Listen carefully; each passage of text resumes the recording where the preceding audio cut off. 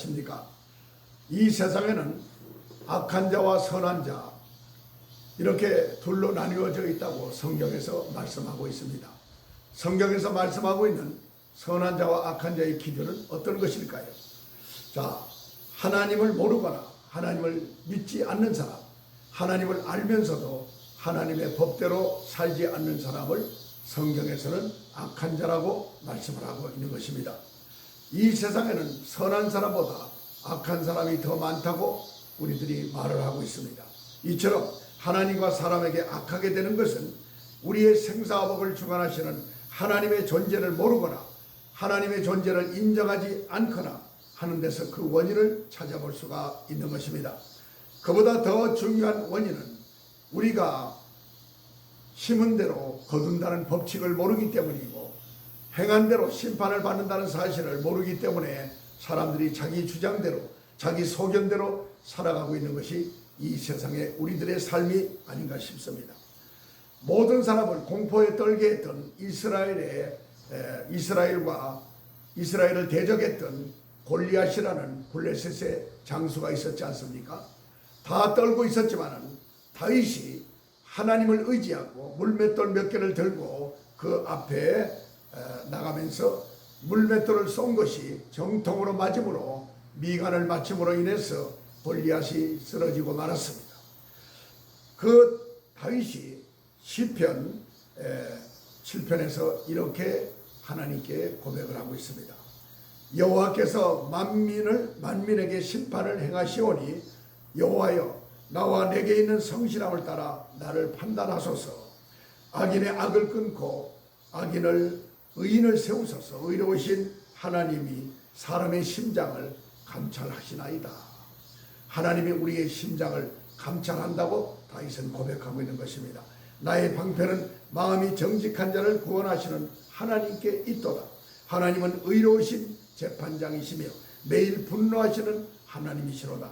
사람이 회개치 아니하면 저가 그 칼을 가르시며 그 활을 이미 예비하셨도다. 정말로 정확한 이야기를 하고 있는 것입니다. 우리는 오늘날 하나님을 믿지 않는 사람이나 믿는 사람이나 하나님의 속성을 잘 알지 못해서 큰 문제가 되고 있습니다. 무조건 하나님은 사랑이시다. 무조건 하나님은 자비가 많으시다.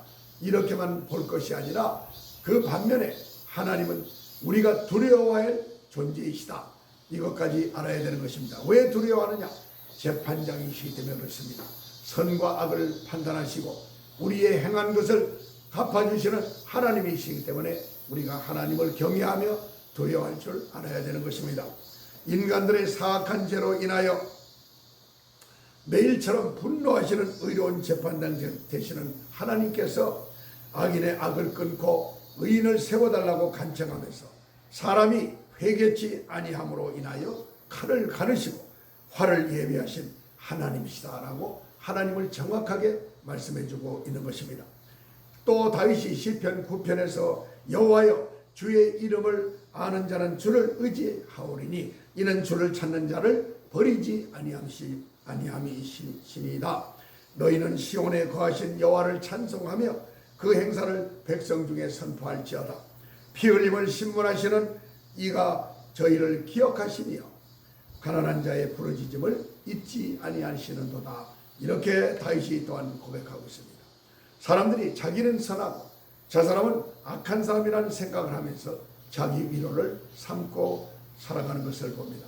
그러나 누가 선하고 누가 악한 사람인가? 그것은 불꽃 같은 눈으로 우리 인생들을 지켜보고 계시는 하나님께서 아시는 바가 되는 것입니다. 이유 불문하고 악인은 반드시 하나님의 주시는 천벌을 받게 될 것이며 그들이 그렇게 되는 것은 자기가 악을 심었기에 악을 거두는 것이라고 성경은 분명하게 말씀하고 있는 것입니다. 그러므로 우리 모든 사람들은 마땅히 두려워할 하나님을 두려워할 줄 알아야 합니다. 우리 인류가 두려워할 것은 이 세상의 권력자도 아니고 지옥으로 보내는 권세를 가지신 의로우신 재판장 예수님을 두려워해야 하는 것입니다. 지금 이 시간도 전 세계적으로 많은 사람들이 죽어 이 세상을 떠나고 있습니다. 어떤 사람은 희락이 넘치는 천국으로, 어떤 사람은 이를 갈며 슬피 울어야 하는, 그리고 고통 속에 몸부림쳐야 하는 지옥행 열차를 타고 가는 것입니다. 그러므로 이 세상 모든 인류가 꼭 알아야 할 것은 죽기 전에 마땅히 할 일을 하고 죽어야 한다는 사실입니다. 사람이 죽음으로 끝이 아니고 다음 세상이 기다리고 있다는 사실을 우리들이 알아야 합니다. 사람은 누구나 천국 아니면 지옥 둘 중 한 곳으로 가야 하는데 예수 믿어 천국, 믿지 않아서 지옥이라는 이 불변하는 진리의 말씀을 잊지 마시기 바랍니다. 우리나라 충청도 어떤 곳에 감리교회가 있었는데 거기에 직업이 의사인 장로님이 한 분이 계셨습니다. 그분이 간증하기를 어느 날 저녁 기도를 하고 있는데 그가 이상을 보게 되었다. 환상을 보게 됐다.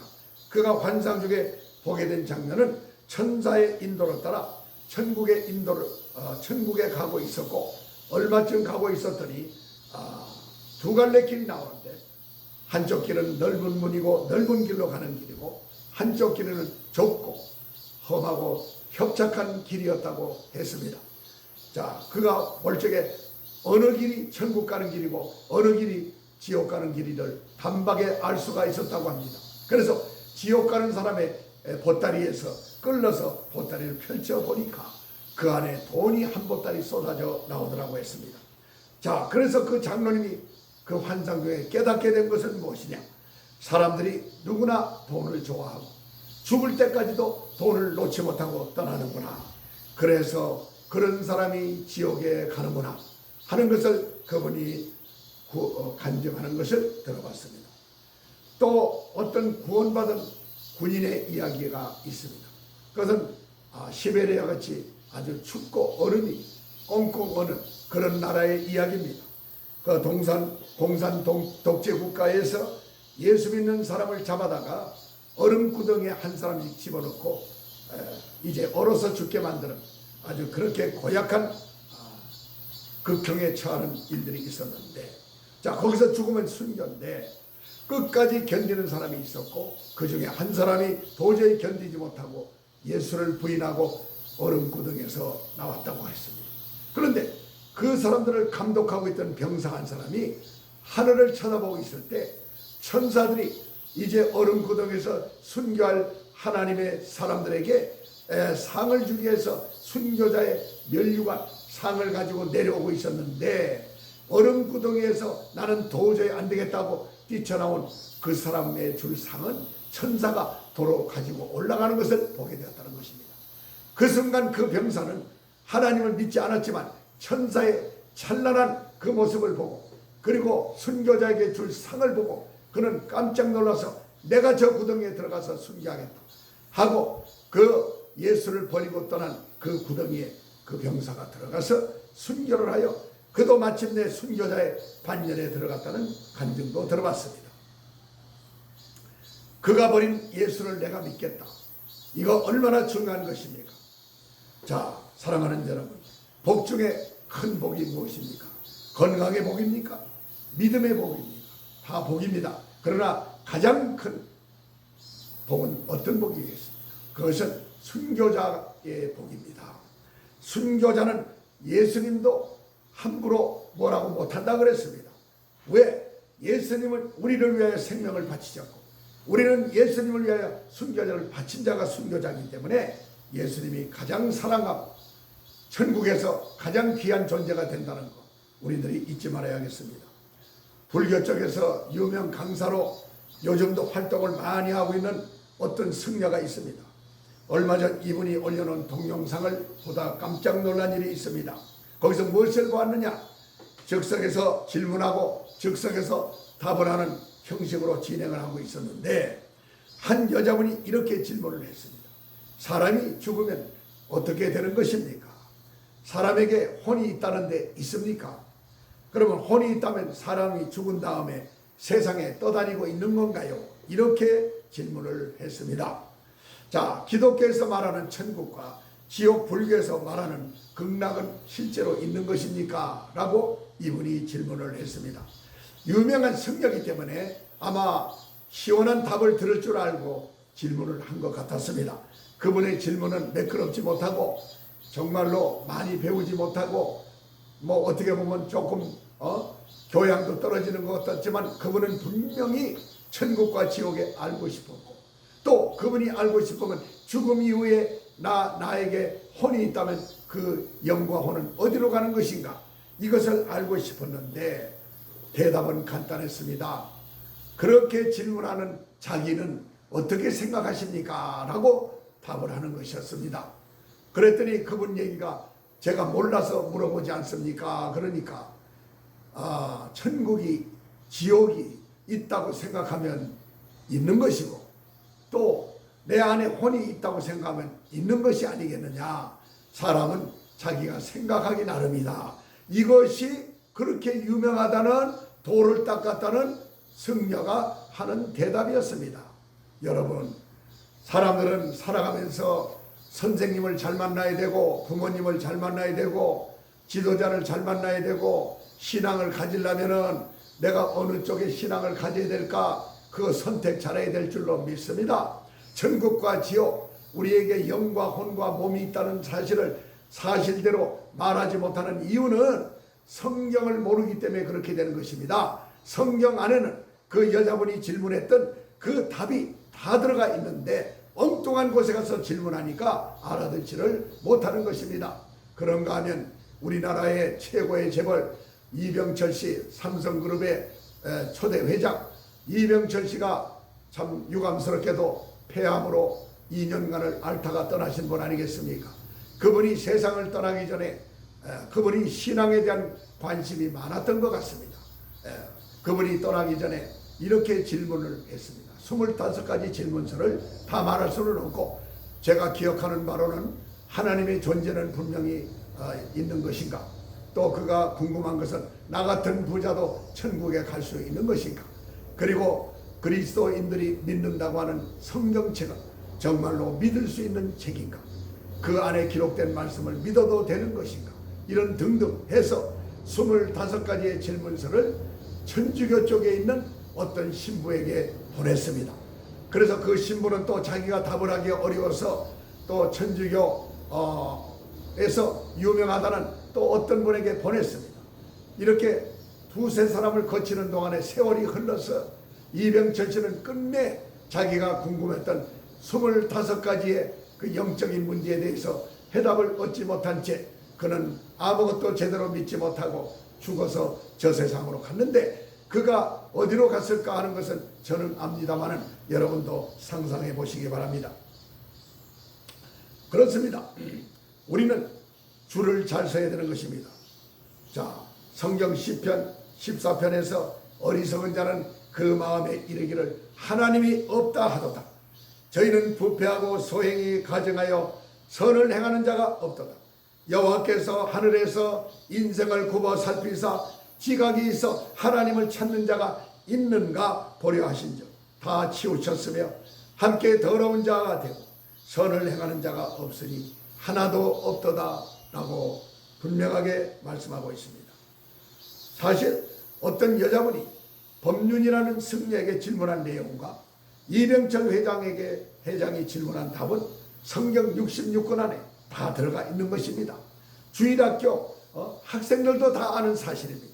그런데 사람들이 성경에서 답을 구하지 않고 성경에 있는 말씀이 옳은 것인가 틀린 것인가 의심부터 하고 있다는 사실이죠. 인간의 지혜로 답을 찾은 어떤 사람을 만나도 그 답은 바르게 얻을 수가 없는 것입니다. 또 성경을 읽고 있다 하더라도 하나님의 은총을 받지 못한 사람, 성경을 아무리 읽고 뚫어져라 보아도 이해가 되지 않을 때가 있는 것입니다. 그만큼 하나님의 말씀은 신비 그 자체인 것을 아셔야 합니다. 이 지구상에 수많은 나라와 족속들이 있지만 대략 10분의 1 정도만 하나님을 믿고 나머지는 아무것도 안 믿든지 우상을 자기 신으로 섬기고 있는 것을 볼 수가 있습니다. 성경은 하나님이 계시해 주신 신비한 책이라서 하나님이 깨닫게 해주시는 은혜가 성경을 읽고 있는 사람에게 임해야 되는 것입니다. 오늘 제가 전하는 말씀의 주제가 악인들아 하나님을 두려워하라 입니다. 성경 잠언서 8장 8절로 9절에 보니까 악인의 제사는 여호와께서 미워하셔도 정직한 자의 기도는 그가 기뻐하시느니라. 악인의 길은 여호와께서 미워하여도 의를 따라가는 자는 그가 사랑하시느니라 말씀하고 있습니다. 자, 그렇다면 아름다운 주님의 동산, 저 천국에 들어갈 자가 누구겠습니까? 시편 15편에서 그 답을 여러분에게 전할 수가 있겠습니다. 여호와여, 주의 장막에 유할 자가 누구오며 주의 성산에 거할 자가 누구오니까? 라고 질문하고 있습니다. 그 답은 이렇습니다. 정직히 행하며 공의를 일삼으며 그 마음의 진실을 말하며 그 혀로 참소치 아니하며 그 벗에게 행악하지 아니하며 그 이웃을 회방하지 아니하며 그 눈은 망령된 자를 멸시하며 여호와를 두려워하는 자를 존대하며 그 마음에 서원한 것은 해로울 자라도 변하지 아니하며 별리로 대금치 아니하며 뇌물을 받고 무지한 자를 해치지 않는 자니 이런 일을 행하는 자는 영원히 요동치 않으니라. 이런 사람이 천국에 간다, 이 말씀입니다. 하나님을 두려워하라고 하니까 공연히 겁이 나서 하나님 앞에 나오지 못하는 사람도 있습니다. 하나님을 두려워하라는 것은 그런 뜻이 아닌 것입니다. 하나님을 경외하라는 뜻입니다. 일개 시장 앞에 가서도 사람들이 모습을 낮추고 조아리는 때가 있지 않습니까? 하물며 천지만물의 주제이신 하나님을 경외하고 존귀하게 여기라는 것입니다. 하나님을 공포의 대상으로 여겨서 그 앞에 벌벌 떨어라, 이런 뜻이 아닌 것입니다. 하나님을 경홀히 여기지 말고 경외하는 마음으로 하나님을 대하는 경건한 자세를 가져야 된다. 이것이 하나님을 두려워하는 자세인 줄로 믿습니다. 하나님을 경외하지 않는 사람은 하나님을 두려워하지도 않습니다. 그 좋은 예가 열왕기상 13장에 나오는 여로보암 왕이라고 하겠습니다. 열왕기상 14장 7절로 10절에서 하나님께서 아이야라는 선지자를 통하여 그 여로보암에게 이렇게 말씀을 전하라 그랬습니다. 너는 가서 여로보암에 가서 전하라. 이스라엘 하나님 여호와의 말씀이 내가 너를 백성 중에서 들어 내 백성 이스라엘의 주권자가 되게 하고 나라를 다윗의 집에서 찢어내어 네게 주었거늘 너는 내 종 다윗이 나의 명령을 지켜 전심으로 나를 쫓으며 나 보기에 정직한 일을 행하였음과 같이 아니하고 너희 이전 사람들보다 악을 행하고 가서 너를 위하여 다른 신을 만들며 우상을 부어 만들어 나의 노를 격발하고 나를 네 등에 버렸도다. 그러므로 내가 여로보암의 집에 재앙을 내려 여로보암에게 속한 산에는 이스라엘 가운데 매인자나 노인자나 다 끊어버리되 거름을 쓸어버린 같이 여로보암의 집을 말갛게 쓸어버리리라. 너는 가서 여로보암에게 이렇게 전하라고 했습니다. 하나님께서 솔로몬 왕의 타락으로 인하여 나라를 쪼개서 10지파를 여로보암이라는 자에게 주었는데 그가 북이스라엘의 왕이 되게 하셨는데 이 여로보암 역시 하나님의 뜻을 어기고 보통 사람으로 산당의 제사를 삼아서 하나님의 법을 어겼을 뿐만 아니라 이 일이 여로보암 집의 죄가 되어 그 집이 지면에서 끊어지게 되었다고 말씀하고 있습니다. 자, 한 나라의 한 집의 가장이 잘못하니까 그 온 집의 심판을 받고 한 나라의 왕이 잘못하니까 한 나라의 대통령이 잘못하니까 온 백성이 온 국민이 하나님의 심판과 재앙이 임한다는 사실을 우리가 알아야 되겠습니다. 우리나라 건국의 아버지 이승만 대통령을 불명예스럽게 하야하도록 일을 그르친 사람이 있었으니 그 사람이 그 당시 부통령 후보자였던 이기붕 씨였습니다. 그리고 이기붕 씨의 부인의 이름은 박마리아라고 그 당시 사람은 누구나 아는 이름이었죠. 그들이 미국에서 고학할 때 바로 이승만 대통령을 만났고 예수를 잘 믿고 진실되게 살아가니 이승만 박사의 눈에 들어서 그가 그 측근에서 성공 가도를 달리고 있었습니다. 그리고 마리아라는 이름을 지어준 그녀의 어머니는 믿음이 좋은 권사님이었습니다. 이 어머니 권사님이 목사님을 모시고 이제 그들의 관사를 찾아가서 신방 예배를 정기적으로 드렸는데 어느 날 그 딸 박마리아로부터 이런 이야기를 듣게 됩니다. 어머니, 이제는 다시는 오지 마세요. 왜 그러냐? 아니, 목사님이나 여기 신방 대원들 그분들은 옷차림이나 행색을 보니까 너무나 초라하고 마음에 들지 않습니다. 우리 관사에는 아시다시피 국제적인 사람들이, 귀한 사람들이 많이 오는데 그분들이 와서는 안 되겠습니다. 이렇게 문전박대를 했다는 것입니다. 자, 옷은 남루했을지 모르고 양복은 초라했는지 모르지만 하나님의 성령을 모시고 다니는 분이 목사님이요 그 신방대원들이 아니겠습니까? 그런데 그가 믿음이 겉으로는 있어 보이지만 이제 자기 명예와 자기 위신이 먼저였고 하나님이 다음으로 밀려가 버린 그런 불행한 일이었습니다. 자, 이 일이 있고 나서 4.19 혁명이 왜 났습니까? 박마리아 남편 이기붕 씨가 부통령 후보로 선거에 나왔는데 이승만 대통령은 상대방 후보가 죽었기 때문에 자동으로 대통령이 되겠지만 이기붕 씨 자신은 매우 투표에서 불리한 입장에 있었기 때문에 부정선거를 아랫 사람들에게 지시해서 그가 부통령에 당선은 되었지만 부정선거로 인한 소문이 날개를 달고 돌아다니면서 이제 이기붕 씨는 위기에 몰리게 되었고 학생들을 비롯해서 백성들이 들고 일어나서 4.19 혁명이 일어났던 것입니다. 자, 그렇게 되자 이강석이라는 이기붕 씨의 아들이 전 가족을 권총으로 살해하고 자기도 자기 생명을 권총으로 끊고 말았습니다. 하나님은 어떤 사람의 외모나 경력이나 학벌이나 부와 명예를 보는 것이 아니라 그 사람의 중심, 그 사람의 정직함, 그 사람의 믿음을 보신다는 것을 우리가 잊지 말아야 합니다. 하나님은 돈과 하나님을 함께 섬기려고 하는 자를 가장 싫어하십니다. 돈이 많으면 교만해지고 명예와 학식이 높아도 자기 교만에 빠지기 쉽기 때문에 자, 예수님이 제자들을 선택한 걸 보더라도 세상에 유명한 자를 선택한 것이 아니라 세상에서 이름 없고 무명한 자를 들어서 예수님의 제자를 삼았다는 사실을 보더라도 하나님은 그 사람의 단순 명료한 마음의 중심을 본다는 사실을 우리가 잊지 말아야 합니다. 우리들이 하나님을 진실로 경외하고 두려워하는 믿음을 가지고 있다면 악인들의 꾀를 쫓지 않아야 합니다. 하나님과 물질을 겸하여 섬기지 말아야 합니다. 세상을 짝하지 말고 주 예수 그리스도 안에서 육신이 원하는 죄를 이길 줄 아는 그런 지혜로운 사람들이 되어야 될 줄로 믿습니다. 내가 가진 모든 것이 내 것이 아니고 하나님의 것이라고 고백하는 믿음을 가져야 합니다. 내 인생의 주인이 돈이 아니고 나의 구원주이심을 고백할 수 있는 여러분 모두가 되어야 될 줄 믿습니다.